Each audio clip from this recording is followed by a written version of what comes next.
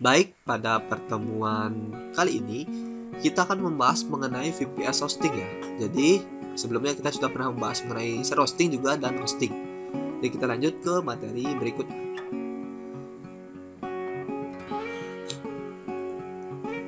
Nah, di sini kita sudah pernah membahas ya mengenai jenis-jenis hosting. Ada 3 jenis hosting yang kita akan bahas nantinya. Yang pertama share hosting, sudah pernah kita bahas di materi sebelumnya. VPS hosting yang akan kita bahas sekarang, dan dedicated hosting yang akan kita bahas selanjutnya. Nah, untuk VPS hosting dari gambar yang ada di sini ya, kita bisa lihat bahwa VPS ini tidak langsung komputer server fisiknya ya, tidak langsung berhubungan dengan klien atau pengguna. Jadi nantinya dia akan divirtualisasi kembali dari satu komputer fisik ini menjadi banyak sekali virtualisasi. Nah, dari virtualisasi inilah yang akan digunakan oleh pengguna nantinya. Oke, kita bahas dari pengertian VPS hosting. VPS adalah virtualisasi sebuah server yang kemudian dibagi menjadi beberapa resource yang berbeda.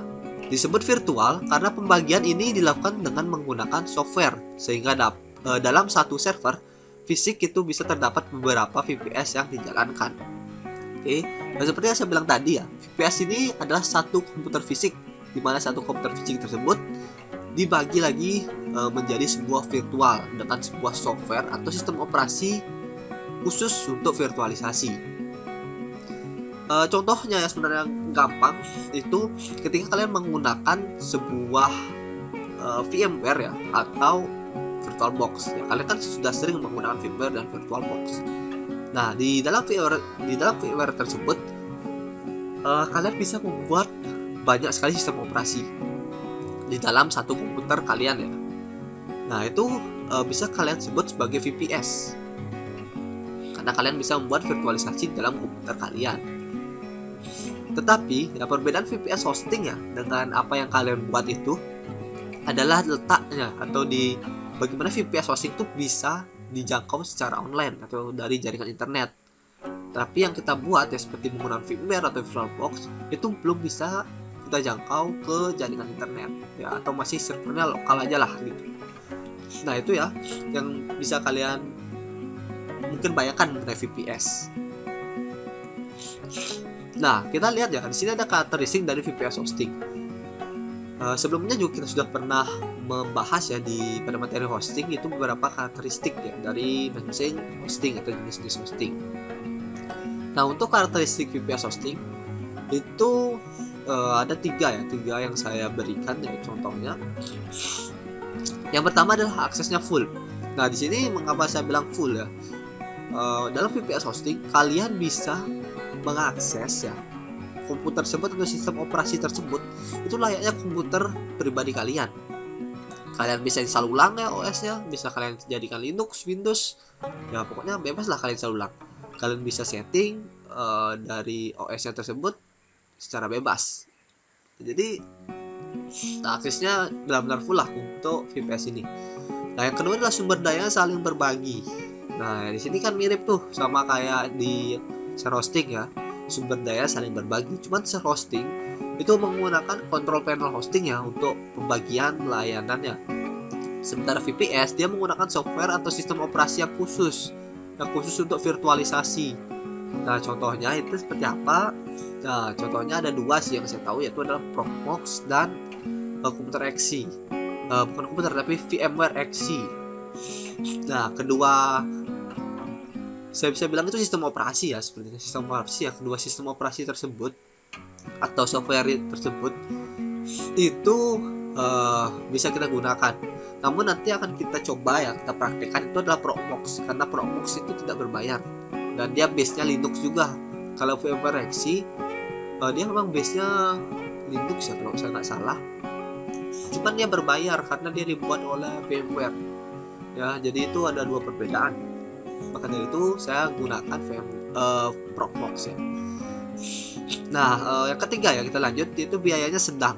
Jadi biayanya bisa bilang tidak semahal dedicated dan tidak semurah share hosting. Jadi ini ada di tengah-tengah. Makanya saya bilang masih cocok lah VPS hosting ini buat kita pertimbangkan untuk beli ya.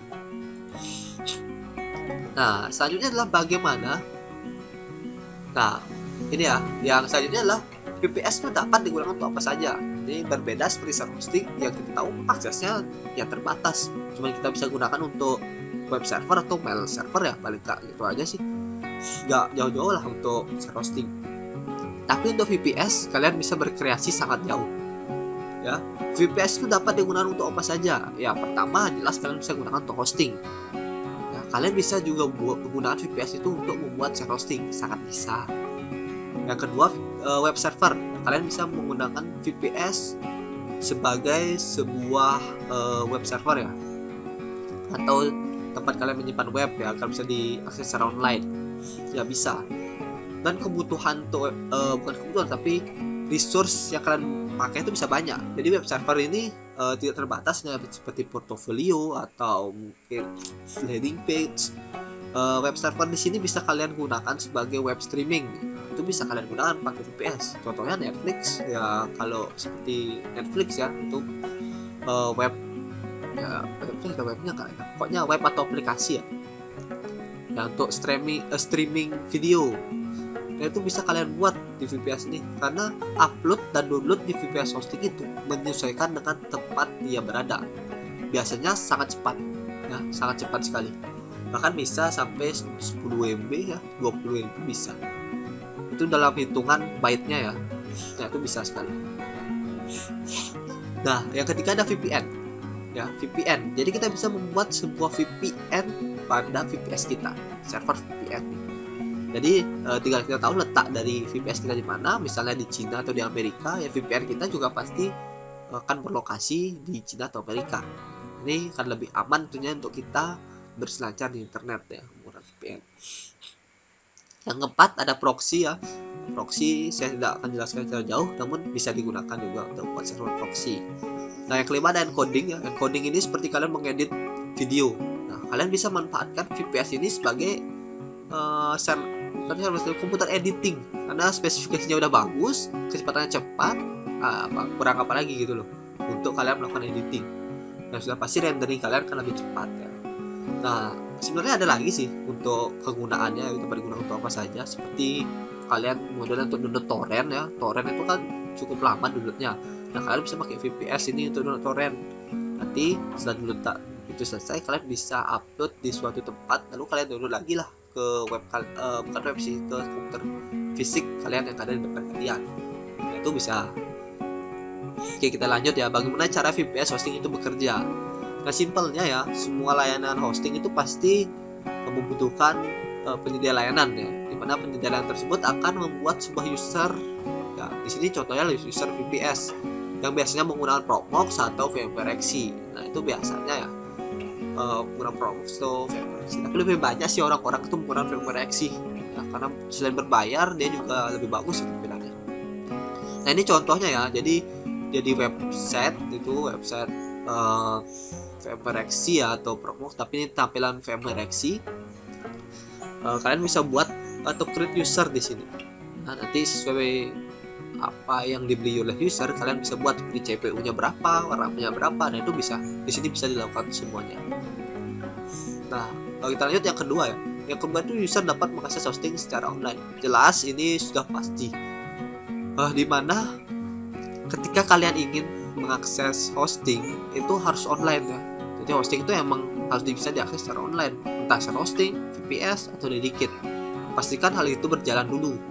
Ya, baru kalian bolehlah menjual sebuah hosting gitu. Oke. Nah, kita lanjut, itu adalah user dapat mengontrol hosting dengan mengakses layanan VPS. Nah, bedanya kalau kita pakai share hosting itu kita kontrolnya menggunakan control panel ya. Kita menggunakan control panel hosting, ya contohnya kita coba itulah HCP. Nah, untuk di sini di VPS itu dia menggunakan VMware ya. Jadi sama halnya seperti share hosting ya, kita buka website ya, web browser dan kita masukkan IP atau domain yang diberikan oleh si penyedia layanan. Nantinya untuk di VPS ini kita akan login sesuai apa yang diberikan oleh penyedia layanan. Ya, kalau kalian login nanti kalian lihat tampilannya, itu tampilannya sama seperti tampilan penyedia layanan yang pertama tadi, karena kalian akan diberikan biasanya kosongan ya. Kalau nggak itu bisa diberikan yang sudah berisi sistem operasi, tapi nantinya kalian bisa untuk mengganti-ganti sistem operasi tersebut ya, tanpa perlu minta administrasi lagi ke penyedia layanan, yaitu enaknya VPS. Nah, selanjutnya adalah user dapat mengoperasikan VPS seperti layaknya komputer pribadi ya. Seperti yang saya bilang tadi, VPS ini seperti komputer pribadi yang memiliki spesifikasi sangat tinggi ya. Kalian tidak perlu membayar listrik, kalian tidak perlu membayar apapun ya, kalian cukup memiliki internet, tapi perlu sih kalian membayar untuk layanannya. Nah, pokoknya seperti komputer fisik kalian lah, kalian hanya membeli layanannya saja, jadi kalian tidak perlu membayar listrik dan lain hal. Nah, kita balik lagi ya. Dari sini kalian bisa melakukan instalasi apapun ya, karena kalian adalah sang pemiliknya. Ya, kalian bisa mengganti sistem operasinya kapan saja. Oke, nah itu benar-benar enak lah kalau kalian punya VPS ya. Biarpun saya pun belum pernah yang memegang VPS sebelumnya. Namun dari apa yang saya lihat, apa yang saya baca, VPS ini memang sangat nyaman sih, sangat nyaman untuk keperluan kita, tentunya untuk keperluan yang lebih fleksibel. Nah, selanjutnya adalah kelebihan dan kekurangannya. Simpelnya kelebihannya itulah harganya masih terjangkau. Saya bilang masih terjangkau karena tidak semahal Dedikit, namun punya performa yang hampir mirip ya, jadi tidak sama. 2, memiliki kontrol akses ke server secara penuh. Ya kita lihat aja, bahkan kita bisa install ulang gitu loh sistem operasinya. Itu menurut saya sudah kontrol yang sangat penuh sekali sih. Yang ketiga itulah penggunaan bisa lebih fleksibel ya. Nah di sini kalian bisa tidak hanya untuk menaikkan website, tidak hanya untuk kalian menampung script ya. Nah kalian bisa untuk lebih fleksibel lagi, untuk kalian bisa membuat sebuah server hosting. Nah kalian bisa membuat VPN, nah itu bisa kalian gunakan ya. Bahkan untuk editing juga kalian bisa untuk VPS ini. Nah selanjutnya kekurangannya jelas, kalian harus menguasai ilmu untuk menyeting sebuah server ya. Paling tidak kalian sebelum membeli hosting lah ya, kalian itu harus VPS hosting, kalian tuh harus sudah mempelajari dulu ilmunya gitu loh. Nah yang kedua berpotensi terkena hack. Nah kenapa ini bisa berpotensi? Karena ketika settingan kalian itu bukan miss sih, tapi kalian kurang teliti ya, seperti membuka remote desktop itu ada portnya berapa lupa, port remote desktop, ada port SSH juga ya. Kalau di Linux itu kalian terbuka atau kalian buka, itu potensi terkena hacknya sangat tinggi ya. Nah, karena memang untuk masuk ke VPS itu kan butuh remote ya, model kayak remote desktop gitu. Nah, itu mereka butuh itu untuk masuk. Nah potensi itu akan sangat tinggi jika kalian lalai ya untuk menyeting seperti remote desktop dan SSH gitu. Nah, jadi kalau misalnya kalian sudah benar nyetingnya, ini saya rasa bukan kekurangan tapi bisa kelebihannya kalian akan lebih besar tuh terhindar kena hack, karena kalian sudah mengerti cara menyetingnya ya. Itu bisa jadi kelebihan dan bisa jadi kekurangan. Nah selanjutnya adalah analisis ya, kapan kita harus membeli VPS hosting. Nah kapan kita harus membelinya? Saya pun memang belum pernah mencoba VPS ya, sama sekali belum pernah. Share hosting saya pernah ya, tapi VPS ini saya belum pernah berubah. Jadi di sini saya hanya perkiraan aja, kalkulasi saja, kira-kira apa aja sih yang dapat membuat kita itu membeli VPS hosting. Oke, yang pertama pasti jumlah user aktif ya. Ini pasti menjadi pertimbangan kapan kita membeli share hosting VPS atau Dedikit. Nah menurut saya jumlah user aktif itu bisa sekitar dari 0 sampai 500 user ya, yang akses secara bersamaan. 5.000 ya yang akses secara bersamaan. Nah ini tergantung juga dari VPS hosting kita itu membeli yang spesifikasi seperti apa, RAM-nya berapa, CPU-nya atau core-nya itu berapa ya. Itu tergantung sih dari apa yang kita beli. Jadi menurut saya ya, kalau paling tingginya mungkin itu bisa sampai 5.000 user ya, itu paling tingginya menurut saya. Yang kedua adalah kebutuhan ya, kita membutuhkan sebuah hosting itu apa gitu loh, melakukan sebuah konfigurasi secara mandiri kah ya, gitu. Kalau kita memang ingin melakukan konfigurasi secara mandiri, VPS memang bisa menjadi pilihan kita, atau mau yang lebih fleksibel lagi kita konfigurasi ya, itu VPS memang menjadi pilihan. Nah, yang selanjutnya adalah kemampuan membeli. Nah, ini sudah harus kita pastikan juga, dimana sebelum kita membeli sebuah VPS hosting atau dedicated hosting, pastikan ya sudah memahami cara men-setting sebuah server ya. Karena kalau kita belum mengetahui, ini bisa menjadi bumerang bagi kita ya. Bagaimana VPS itu bisa tidak berjalan sesuai apa yang bisa dia lakukan gitu.